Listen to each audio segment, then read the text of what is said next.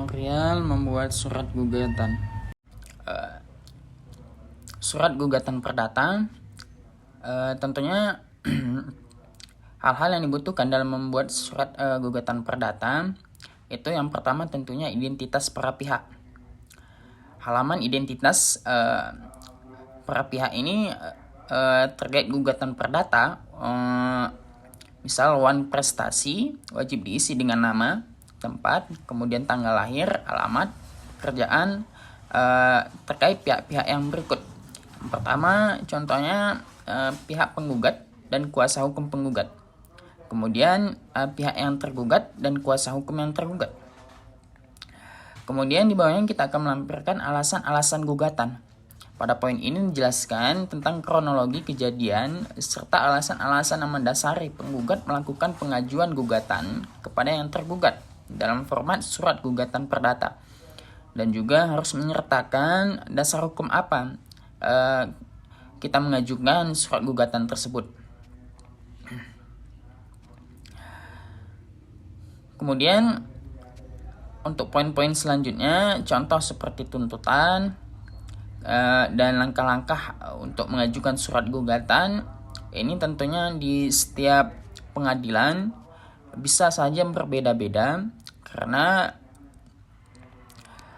tapi pada dasarnya semuanya diatur dalam undang-undang tentang tata cara.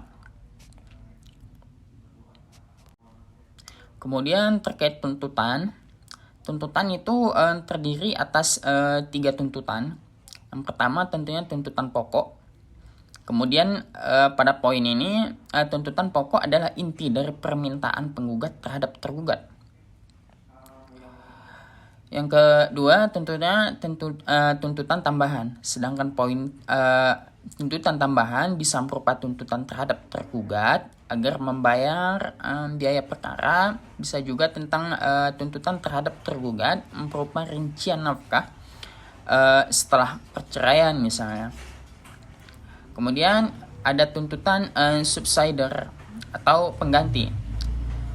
Pada tuntutan ini ditulis dengan tujuan jika tuntutan tidak dapat dipenuhi oleh pihak tergugat, maka pihak tergugat bisa mengajukan tuntutan subsider.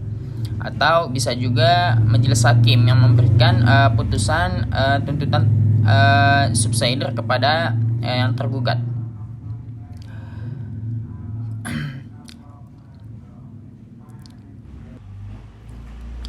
Kemudian di sini kami akan menjelaskan tentang syarat-syarat dalam membuat surat gugatan.